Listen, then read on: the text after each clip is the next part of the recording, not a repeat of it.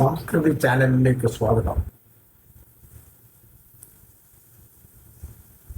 രാമരാജ്യം കാർഷിക അഭിവൃദ്ധി പ്രാപിച്ച ശേഷം വ്യാവസായിക വളർച്ചയിലേക്ക് പദമൂന്നതായിട്ടാണ് പിന്നീട് കാണാൻ കഴിയുന്നത്. നെയ്ത്തുശാലകൾ ഉയർന്നു വന്നു. കൈത്തറിശാലകൾ, വസ്ത്രങ്ങൾ ഉൽപ്പാദിപ്പിക്കുന്നതിന് ഉള്ള ശാലകൾ, അവിടെ നിർമ്മാണശാലകൾ ഉയർന്നു വന്നു. അപ്പോൾ അത് ഒരു വലിയ മാറ്റമാണ് ഉണ്ടാക്കിയത്. പിന്നെ രണ്ടാമതായിട്ട് പണിശാലകൾ ഉയർന്നു വന്നു. ഈ ഇരുമ്പ് കൊണ്ടുള്ള കാർഷികോപകരണങ്ങൾ ഉൽപ്പാദിപ്പിക്കുന്നതിന് പ്രോത്സാഹിപ്പിക്കും. അങ്ങനെ ഇരുമ്പ് കൊണ്ട് ഉള്ള കാർഷിക ഉൽപ്പന്നങ്ങൾ കൃഷിയെ പ്രോത്സാഹിപ്പിക്കുന്നതിന്, കൃഷി അഭിവൃദ്ധി പ്രാപിക്കുന്നതിന് വളരെയധികം സഹായിക്കുകയുണ്ടായി. ഇങ്ങനെ ഈ ഇരുമ്പ് ഉൽപ്പന്നങ്ങൾ വന്നത് കൊണ്ട് ശ്രീരാമചന്ദ്രൻ BC 1200 ശേഷമാണ് ജീവിച്ചിരുന്നതെന്ന് ചില ഗവേഷകന്മാർ അഭിപ്രായപ്പെട്ടിട്ടുണ്ട്. മറ്റു ചില ആധുനിക ഗവേഷകന്മാർ പറയുന്നത് AD 2-ാം നൂറ്റാണ്ടിലോ 3-ാം നൂറ്റാണ്ടിലോ ആണ് ശ്രീരാമൻ രാജ്യം ഭരിച്ചിരുന്നത് എന്ന് പറയുന്നവരുമുണ്ട്. എങ്ങനെയായിരുന്നാലും ആ കാലഘട്ടത്തിലാണ് ഇരുമ്പ് കണ്ടുപിടിക്കപ്പെടുന്നത്. ഈ ഇരുമ്പിൻ്റെ കണ്ടുപിടുത്തത്തോടുകൂടി പണിയായുധങ്ങൾ വളരെയധികം ഉണ്ടായി. അത് കൃഷി അഭിവൃദ്ധിപ്പെടുവാൻ വളരെയധികം സഹായിക്കുകയും ചെയ്തു. പിന്നെ അതുകൂടാതെ മണ്ണ് വേവിച്ച് പാകപ്പെടുത്തി ചുടുകട്ടകൾ ഉണ്ടാക്കുകയും ഓടുണ്ടാക്കുകയും ചെയ്തതാണ്. അങ്ങനെ ഓടുകൊണ്ട് വീടുകൾ മേയുന്നതായിട്ട് കാണാൻ കഴിയും. ഇത് കൂടാതെ ഈ ഓട് നിർമ്മിക്കുന്നത്, ഇഷ്ടിക നിർമ്മിക്കുന്നതുമായിട്ടുള്ള ശാലകൾ കൂടാതെ പിന്നീട് കാണാൻ കഴിയുന്നത് ഈ വള നിർമ്മാണശാലകളാണ്.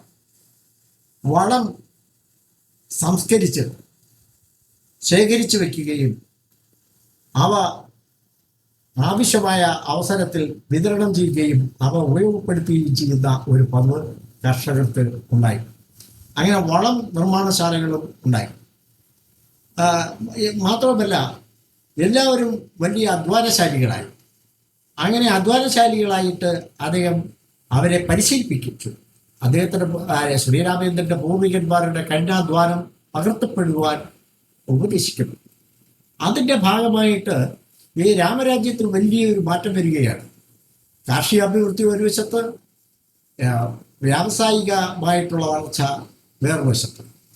ഇത് ഈ വാൽമീകി രാമായണത്തിൽ ഈ ഉണ്ടായിട്ടുള്ള വ്യാവസായികമായ വളർച്ച പോലും ചൂണ്ടിക്കാണിച്ചിട്ടുണ്ട്. അങ്ങനെ ഈ വാൽമീകി രാമായണം തർജ്ജമ ചെയ്ത രമേശ് C. ദത്ത് 1898 അദ്ദേഹം വിവർത്തനം ചെയ്തതിൽ ഈ രാമരാജ്യത്തുണ്ടായ വ്യാവസായിക വളർച്ചയെക്കുറിച്ചും അദ്ദേഹം പറയുന്നുണ്ട്. The loom and anvil gave their produce, and the tiled and fertile soil, and the nation lived, rejoicing in their old ancestral toil. അദ്ദേഹം ഒരു കൽക്കട്ടയിൽ ജനിച്ച ഒരു വ്യക്തിയായിരുന്നു. അദ്ദേഹം കൽക്കട്ടയിലാണ് പഠിച്ചത്. ഉപരിപഠനത്തിന് ലണ്ടൻ യൂണിവേഴ്സിറ്റി കോളേജിലേക്ക് പോവുകയും ഉപരിപഠനം പൂർത്തിയാക്കിയ ശേഷം ICS പ്രവേശിക്കുകയും ഉണ്ടായി. അദ്ദേഹം അറിയപ്പെടുന്ന ഒരു ICS ഓഫീസറായിരുന്നു, അതിവിദഗ്ധനായിരുന്നു. അദ്ദേഹം ഒരു സാമ്പത്തിക വിദഗ്ധനും കൂടിയായിരുന്നു, ഗവേഷകനുമായിരുന്നു.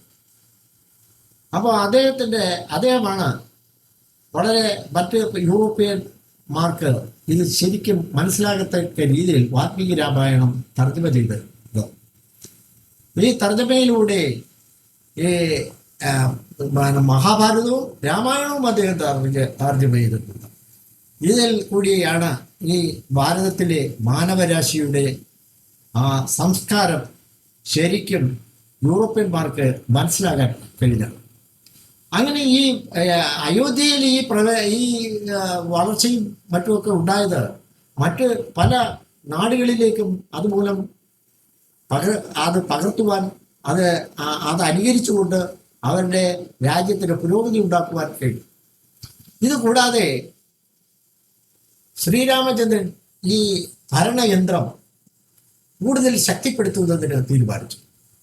അപ്പം അത് ഭരണയന്ത്രം തിരിക്കുന്നതിന് രാജാവിനെ സഹായിക്കാനായി ലക്ഷ്മണനോട് ആവശ്യപ്പെട്ടു. പക്ഷേ ലക്ഷ്മണൻ വിനയാന്വിതനായി പറഞ്ഞു, അങ്ങേക്ക് ഞാൻ നൽകേണ്ടുന്ന സേവനങ്ങൾ അത് കുറഞ്ഞു പോകും. അതുകൊണ്ട് ഇതിന് കേമൻ ഭരതനാണ് എന്ന് ഭരതൻ ചുമതലപ്പെടുത്തണം എന്ന് പറഞ്ഞു. അങ്ങനെ ഭരതനെയാണ് പിന്നീട് ഈ ഭരണയന്ത്രം നിയന്ത്രിക്കുന്നതിനും മറ്റും ആയിട്ട് ചുമതലപ്പെടുത്തിയത്. ആ ലക്ഷ്മണന്റെ വിനയാന്വിതമായ ആ ഒരു ഒഴിവ് അത് വളരെ വിലമതിക്കപ്പെട്ടതാണ്. അത് ഏതെങ്കിലും കാരണവശാൽ ഭരണ കാര്യങ്ങളിൽ ഇടപെടാനായിട്ട് ആളുകൾ സ്വാർത്ഥരാണ്. ആ സ്വാർത്ഥതയില്ലാത്ത ഒരു മനുഷ്യരായിരുന്നു ലക്ഷ്മണൻ. അതുമൂലം അദ്ദേഹത്തിൻ്റെ ഈ ഉണ്ടായിട്ടുള്ള അദ്ദേഹത്തിനോടുള്ള കടപ്പാട്, ശ്രീരാമനോടുള്ള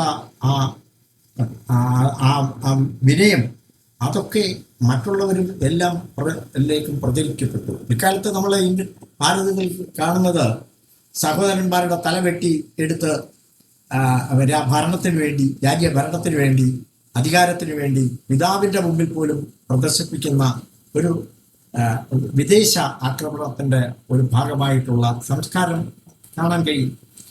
ഈ ശ്രീരാമന്റെ കാലത്ത് ഈ രാജ്യഭരണം എന്ന് പറയുന്ന അത് ഒരു വശത്ത്, സഹോദരന്മാർ തമ്മിലുള്ള ബന്ധം അത് വളരെ പവിത്രമായി സൂക്ഷിക്കുന്നതിന് അതിനു വേണ്ടുന്ന സാഹചര്യം ശ്രീരാമചന്ദ്രൻ അതിന് നേതൃത്വ പാഠവും അദ്ദേഹം കാണിച്ചു കൊടുത്തു.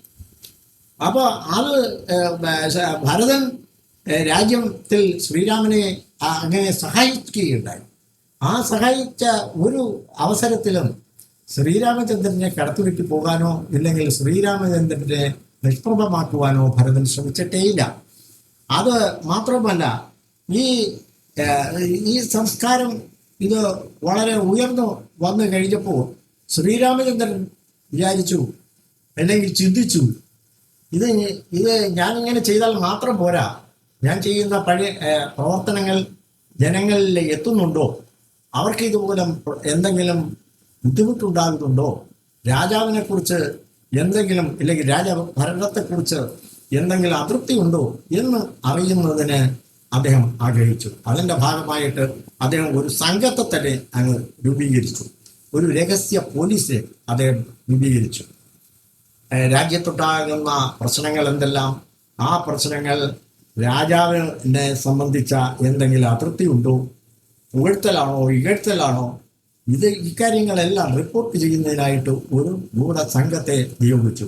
അതിൻ്റെ ചുമതലക്കാരനായി ഒരു ചുറുചുറുക്കുള്ള ചെറുപ്പക്കാരൻ ഭദ്രനെ നിയോഗിച്ചു. ഈ ഭദ്രന്റെ റിപ്പോർട്ടിംഗ് അത് രാമരാജ്യത്തിൽ ഉണ്ടാക്കിയ മാറ്റങ്ങളും അടുത്ത എപ്പിസോഡിൽ പ്രതിപാദിക്കുന്നതാണ്.